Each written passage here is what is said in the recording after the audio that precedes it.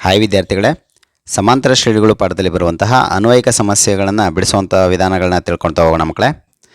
4 ಅಂಕದ ಪ್ರಶ್ನೆಯಲ್ಲಿ ಕೇಳಲಾಗುತ್ತೆ, ಒಂದು ಸಮಾಂತರ ಶ್ರೇಣಿಯ 7ನೇ ಪದವು ಅದರ 2ನೇ ಪದದ 4ರಷ್ಟಿದೆ ಮತ್ತು 12ನೇ ಪದವು 4ನೇ ಪದದ 3ರಷ್ಟಕ್ಕಿಂತ 2 ಹೆಚ್ಚಾಗಿದೆ. ಈ ಶ್ರೇಣಿಯಲ್ಲಿ 30 ಪದಗಳಿದ್ದರೆ ಶ್ರೇಣಿಯ ಕೊನೆಯ 3 ಪದಗಳನ್ನು ಕಂಡುಹಿಡಿಯಿರಿ ಅಂತ ಪ್ರಶ್ನೆಯನ್ನು ಕೊಟ್ಟಿದ್ದಾರೆ ಮಕ್ಕಳೇ. ಇಲ್ಲಿ 2 ಭಾಗಗಳನ್ನ ಕೊಟ್ಟಿದ್ದಾರೆ ನೋಡಿ. 7ನೇ ಪದವು ನೋಡಿ, 7ನೇ ಪದವು ಅದರ 2ನೇ ಪದದ 4ರಷ್ಟಿದೆ ಅನ್ನೋದು ಒಂದು ಭಾಗವಾಗಿ ತಗೊಳ್ಳಿ. 12ನೇ ಪದವು 4ನೇ ಪದದ 3ರಷ್ಟಕ್ಕಿಂತ 2 ಹೆಚ್ಚಾಗಿದೆ ಅನ್ನೋದನ್ನು 2 ಭಾಗವಾಗಿ ತಗೊಂಡಿದ್ದೀನಿ ಮಕ್ಕಳೇ. ಒಂದೊಂದನ್ನೇ ಬಿಡಿಸ್ತಾ ಹೋಗೋಣ. 7ನೇ ಪದವು 2ನೇ ಪದದ 4ರಷ್ಟಿದೆ. 7ನೇ ಪದವನ್ನು A7 ಅಂತ ಬರ್ಕೊಳ್ತೀವಿ, = 2ನೇ ಪದವನ್ನು A2 ಅಂತ ಬರ್ಕೊಳ್ತೀವಿ. ಇದರ 4ರಷ್ಟು ಅಂತ ಕೊಟ್ಟಿರೋದ್ರಿಂದ A2ಕ್ಕೆ 4ಅನ್ನು ಗುಣಿಸ್ಬೇಕು ಮಕ್ಕಳೇ. 7ನೇ ಪದ ಅಂದರೆ A7 ಪ್ಲಸ್ 2ನೇ ಪದ ಅಂದರೆ A2, 2ನೇ ಪದದ 4ರಷ್ಟು ಅಂದರೆ 4ಅನ್ನು ಇದಕ್ಕೆ ಗುಣಿಸಿದ್ದೀನಿ.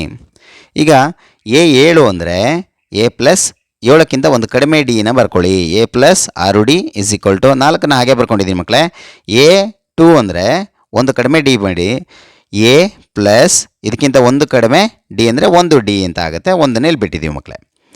ಎ ಹಾಗೆ ಬರ್ಕೊಳ್ಳಿ ಪ್ಲಸ್ 16 ಹಾಗೆ ಬರ್ಕೊಳ್ಳಿ = 4ಅನ್ನು ಒಳಗಡೆ ಗುಣಿಸಿ ಮಕ್ಕಳೇ. 4 × A 4A plus 4 × D 4D ಆಗುತ್ತೆ. ಈಗ ಈ ಕೋರ್ಸ್ನ ಮುಂಭಾಗದಲ್ಲಿರೋಂತಹವನ್ನ ಹಾಗೆ ಬರ್ಕೊಳ್ತೀನಿ. ಈ ಕೋರ್ಸ್ನ ಮುಂದೆ 4A ಇದೆ, 4A ಹಾಗೆ ಬರ್ಕೊಳ್ಳಿ. ಈ ಕೋರ್ಸ್ನ ಹಿಂಭಾಗದಲ್ಲಿದ್ದಂಥ ಅಂದರೆ ಎಡಭಾಗದಲ್ಲಿದ್ದಂಥ ಎನ ಈ ಕಡೆ ತೊಗೊಂಬಂದಿದ್ದೀನಿ, -A ಆಯಿತು. ಪ್ಲಸ್ 4Dನ ಹಾಗೆ ಬರ್ಕೊಳ್ಳಿ. ಪ್ಲಸ್ 60ನ ಈ ಕಡೆ ತೊಗೊಂಬನ್ನಿ, -60 ಆಗುತ್ತೆ. = ಮುಂದೆ ಏನು ಉಳ್ಕೊಳ್ಳಿಲ್ಲ, 0 ಆಯಿತು. 4ರಲ್ಲಿ 1ನ್ನು ಕಳೆದ್ರೆ 3 ಬರುತ್ತೆ. ಏನ ಹಾಗೆ ಬರೀರಿ ಮಕ್ಕಳೇ. ಮೈನಸ್ ನೋಡಿ, ಪ್ಲಸ್ಸು ಮೈನಸ್ ಇರೋದ್ರಿಂದ ಕಳಿಬೇಕು. 4ರಲ್ಲಿ 6ಅನ್ನು ಕಳೀರಿ, 2D ಬರುತ್ತೆ. -2D = 0. ಇದನ್ನು ಸಮೀಕರಣ 1 ಅಂತ ಕರ್ಕೊಂಡಿದ್ದೀವಿ. ನಂತರ 12ನೇ ಪದವು 4ನೇ ಪದದ 3ರಷ್ಟಕ್ಕಿಂತ 2 ಹೆಚ್ಚು. ನೋಡಿ, 12ನೇ ಪದವನ್ನು A12 ಅಂತ ಬರ್ಕೊಳ್ತೀರಾ. 4ನೇ ಪದ ಅಂತಂದರೆ A4 ಅಂತ ಬರ್ಕೋಬೇಕು. 4ನೇ ಪದದ 3ರಷ್ಟು ಅಂತಂದರೆ A4ಕ್ಕೆ 3ಅನ್ನು ಗುಣಿಸ್ಬೇಕು. 2 ಹೆಚ್ಚು ಅಂತಂದರೆ 2ಅನ್ನು ಇದಕ್ಕೆ ಪ್ಲಸ್ ಮಾಡಬೇಕು ಮಕ್ಕಳೇ. 12ನೇ ಪದವು 4ನೇ ಪದದ 3ರಷ್ಟಕ್ಕಿಂತ 2 ಹೆಚ್ಚು ಅಂತ ಅರ್ಥ ಕೊಡುತ್ತೆ. ಸರಿನಾ ಮಕ್ಕಳ. A12 ಅಂತಂದರೆ A ಪ್ಲಸ್ 11D = 3ನ ಹಾಗೆ ಬರ್ಕೊಳ್ಳಿ. A4 ಅಂದರೆ A ಪ್ಲಸ್ 3D ಆಗುತ್ತೆ. ಪ್ಲಸ್ 2ನ ಹಾಗೆ ಬರ್ಕೊಂಡಿದ್ದೀನಿ. A ಪ್ಲಸ್ 11Dನ ಹಾಗೆ ಬರ್ಕೊಂಡು = 3ನ ಇದರೊಳಗಡೆ ಗುಣಿಸಿದ್ದೀವಿ. 3 × A 3A ಪ್ಲಸ್ 3 9D ಆಗುತ್ತೆ. ಪ್ಲಸ್ 2ನ ಹಾಗೆ ಬರ್ಕೊಳ್ಳಿ. ನೋಡಿ ಮಕ್ಕಳೇ, ಎನ ಹಾಗೆ ಬರ್ಕೊಂಡಿದ್ದೀನಿ. ಈ ಕೋರ್ಸ್ನ ಮುಂದಿದ್ದಂಥ ಮೈನಸ್ ಅಂದರೆ 3Aನ ಈ ಕಡೆ ತೊಗೊಂಬಂದಿದ್ದೀನಿ, -3A ಆಯಿತು. ಪ್ಲಸ್ 11Dನ ಹಾಗೆ ಬರ್ಕೊಂಡಿದ್ದೀನಿ. 9Dನ ಈ ಕಡೆ ತೊಗೊಂಬಂದರೆ -9D ಆಯಿತು. = ಮುಂದೆ ಇದ್ದಂಥ 2ನ ಹಾಗೆ ಉಳಿಸಿದ್ದೀನಿ ಮಕ್ಕಳೇ. ಪ್ಲಸ್ 2 ಉಳ್ಕೊಳ್ಳುತ್ತೆ. ಓಕೆ. ಎನಲ್ಲಿ 3Aನ ಕಳೆದ್ರೆ -2A ಬರುತ್ತೆ. ಪ್ಲಸ್ 11ರಲ್ಲಿ 9ನ ಕಳೆದ್ರೆ 2D ಬರುತ್ತೆ = 2 ಮಕ್ಕಳೇ. ಇಲ್ಲಿ 2 ಎಲ್ಲದರಲ್ಲೂ ಕೂಡ ಇರೋದ್ರಿಂದ 2ರಿಂದ ಡಿವೈಡ್ ಮಾಡ್ಬೋದಿತ್ತು. ಆದರೆ ಇಲ್ಲಿ ನೋಡಿ ಮಕ್ಕಳೇ, -2D ಇಲ್ಲೂ ಕೂಡ +2D ಇದೆ. ಸೇಮ್ ಇರೋದರಿಂದ ನಾನು ಈ ಸಮೀಕರಣವನ್ನು ಹಾಗೆ ಉಳಿಸಿದ್ದೀನಿ. ಈ ಎರಡೂ ಸಮೀಕರಣಗಳನ್ನ ನಾವು ವರ್ಜಿಸುವ ವಿಧಾನದ ಮುಖಾಂತರ ಬಿಡಿಸೋಣ. ಸಮೀಕರಣ 1 ಮತ್ತು ಸಮೀಕರಣ 2ಅನ್ನು ಇಲ್ಲಿ ಬರ್ಕೊಂಡಿದ್ದೀನಿ. ಇಲ್ಲಿ ನೋಡಿ, ಡಿನ ಸಹಗುಣಕ ಮತ್ತು ಇಲ್ಲೂ ಕೂಡ ಡಿನ ಸಹಗುಣಕ ಎರಡರಲ್ಲೂ ಸೇಮ್ ಇದೆ. ಜೊತೆಗೆ ಚಿಹ್ನೆಗಳು ಕೂಡ ಬೇರೆ ಬೇರೆ ಇರೋದರಿಂದ ನೇರವಾಗಿ ಕೂಡುವ ವಿಧಾನದ ಮುಖಾಂತರ ವರ್ಜಿಸಬಹುದು, ಡಿಯನ್ನು ವರ್ಜಿಸಬಹುದು. ನೋಡಿ, ಕೂಡಿದ ತಕ್ಷಣ ಏನಾಗುತ್ತೆ, ಮೈನಸ್ಸು ಪ್ಲಸ್ ಇರೋದ್ರಿಂದ ಇವೆರಡು ಕ್ಯಾನ್ಸಲ್ ಆಗುತ್ತೆ. ಈಗ ಇಲ್ಲಿ ಪ್ಲಸ್ ಇದೆ, ಇಲ್ಲಿ ಮೈನಸ್ ಇದೆ. ಕೂಡಿ ಅಂತ ಹೇಳಿದ್ರೂ ಕೂಡ ನಾವು ಏನು ಮಾಡಬೇಕು ಮಕ್ಕಳೇ, ಕಳಿಬೇಕು. 3ರಲ್ಲಿ 2 ಕಳೆದಿದ್ದು 1A ಉಳ್ಕೊಳ್ಳುತ್ತೆ = 0ನಲ್ಲಿ 2ನ ಕಳೆದ್ರೆ ಏನು ಬರುತ್ತೆ ಮಕ್ಕಳೇ, 2 ಬರುತ್ತೆ. ಸರಿನಾ ಮಕ್ಕಳ. ಸಾರಿ ಮಕ್ಕಳೇ, 0 ಮತ್ತು 2ರ ಚಿಹ್ನೆಗಳು 2 ಕೂಡ ಪ್ಲಸ್ ಇರೋದ್ರಿಂದ ಇವೆರಡನ್ನ ಕೂಡಬೇಕು. 2ರ ಚಿಹ್ನೆ ಪ್ಲಸ್ಸೇ ಬರುತ್ತೆ. ಸರಿನಾ. 2ಕ್ಕೆ 0ನ ಸೇರಿಸಿದ್ರೆ 2 ಬರುತ್ತೆ.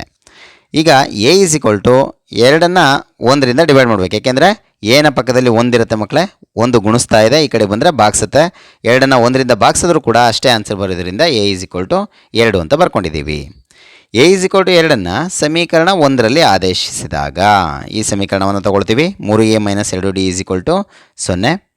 3ನ ಹಾಗೆ ಬರ್ಕೊಳ್ಳಿ. ಎ ಅಂತಂದರೆ ಎಷ್ಟು ಬಂದಿದೆ ಮಕ್ಕಳೇ? 2 ಬಂದಿದೆ, ಅದನ್ನು ಹಾಕಿ. Minus 2d is equal to 0ನ ಹಾಗೆ ಬರ್ಕೊಂಡಿದ್ದೀನಿ. 3 2 6 minus 2d is equal to 0. ಈಗ minus 2d is equal to 0ನ ಹಾಗೆ ಬರ್ಕೊಂಡು ಈ 6ನ ಈ ಕಡೆ ಕಳಿಸಿದ್ರೆ ಮೈನಸ್ 6 ಆಯಿತು. ಮೈನಸ್ 2d ಹಾಗೆ ಬರ್ಕೊಳ್ಳಿ ಈಸ್ ಈಕ್ವಲ್ ಟು 0ನಲ್ಲಿ 6 ಕಳೆದ್ರೆ ಮೈನಸ್ 6 ಬರುತ್ತೆ.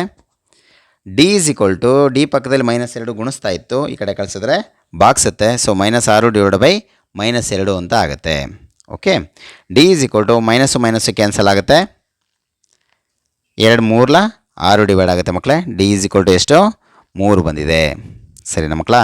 ಡಿನ ಬೆಲೆಯನ್ನು ಕೂಡ ನಾವಿಲ್ಲಿ ಪಡ್ಕೊಂಡಿದ್ದೀವಿ. ಎ ವ್ಯಾಲ್ಯೂ 2 ಬಂತು ಮತ್ತು ಡಿ ವ್ಯಾಲ್ಯೂ 3 ಬಂದಿದೆ.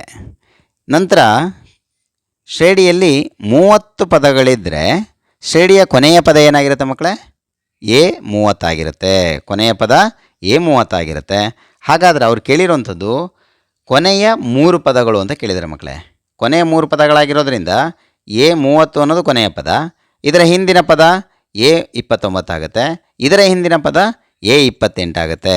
ಹಾಗಾದರೆ ಇವು 3ನ್ನ ನಾವು ಕಂಡುಹಿಡಿದ್ರೆ ಅವರು ಲೆಕ್ಕವನ್ನು ಸಂಪೂರ್ಣವಾಗಿ ಬಿಡಿಸ್ದಂಗೆ ಆಗುತ್ತೆ. ಎ 30ನ ಫಸ್ಟ್ ಕಂಡುಹಿಡಿಯೋಣ ಮಕ್ಕಳೇ. ಎ 30ನ ಏನಂತ ಬರ್ಕೋತೀರಾ? ಎ ಪ್ಲಸ್ 29d ಅಂತ ಬರ್ಕೊಳ್ತೀರಲ್ವಾ? ಈಸ್ ಈಕ್ವಲ್ ಟು ಎ ಅಂದರೆ 2 ಅಂತ ಕಂಡುಹಿಡ್ಕೊಂಡಿದ್ದೀರಾ, ಪ್ಲಸ್ 29ನ ಹಾಗೆ ಬರ್ಕೊಂಡಿದ್ದೀನಿ. ಡಿ ಅಂತಂದರೆ ಎಷ್ಟು ಬಂದಿದೆ? 3 ಬಂದಿದೆ. ಅದನ್ನು ಸಬ್ಸ್ಟಿಟ್ಯೂಟ್ ಮಾಡಿ 2ನ್ನ ಹಾಗೆ ಬರ್ಕೊಳ್ಳಿ. ಪ್ಲಸ್ 29ಕ್ಕೆ 3ನ್ನ ಗುಣಿಸಿದ್ದು 87 ಬರುತ್ತೆ. ಇವೆರಡನ್ನು ಕೂಡಿಸಿದ್ರೆ 89 ಬರುತ್ತೆ. ಎ 30 ನಿಮಗೆ ಸಿಕ್ತು. ಅದೇ ರೀತಿ a 29 is equal to a plus ಇದಕ್ಕಿಂತ ಒಂದು ಕಡಿಮೆ ಡಿ ಅಂತ ಬರ್ಕೊಳ್ತೀರಲ್ವ, 28d ಅಂತ ಬರ್ಕೊಂಡಿದ್ದೀರಾ. ಎ ಅಂತಂದರೆ 2 ಪ್ಲಸ್ 28ನ ಹಾಗೆ ಬರ್ಕೊಳ್ಳಿ. ಡಿ ಅಂದರೆ 3, 2ನ್ನ ಹಾಗೆ ಬರ್ಕೊಂಡಿದ್ದೀವಿ. 28 3 84 ಆಯಿತು. 84ಕ್ಕೆ 2ನ್ನು ಸೇರಿಸಿದ್ದು 86 ಆಯಿತು ಮಕ್ಕಳೇ. ನಂತರ a 28 is equal to a plus 27d ಅಂತ ಬರ್ಕೊಳ್ತೀರಾ. ಎ ಅಂದರೆ 2 ಪ್ಲಸ್ 27ನ ಹಾಗೆ ಬರ್ಕೊಳ್ಳಿ. ಡಿ ಅಂದರೆ 3, 2ನ್ನ ಹಾಗೆ ಬರ್ಕೊಂಡಿದ್ದೀವಿ. 27 3 81, 81ಕ್ಕೆ 2ನ್ನು ಸೇರಿಸಿದ್ದು 83 ಆಯಿತು ಮಕ್ಕಳೇ. ಅವ್ರು ಕೇಳಿರೋಂಥದ್ರಲ್ಲಿ ಕೊನೆಯ 3 ಪದಗಳು ನೋಡಿ ಬಂದಿದೆ. 89 ಲಾಸ್ಟ್ ಪದ ಅಂದರೆ ಕೊನೆಯ ಪದ, ಇದರ ಹಿಂದಿನ ಪದ 86, ಇದರ ಹಿಂದಿನ ಪದ 83. ನೋಡಿ ಕೊನೆಯ 3 ಪದಗಳು ಯಾವ್ಯಾವುದು ಮಕ್ಕಳೇ? 86, 89, 86, 83 ಆಗಿವೆ.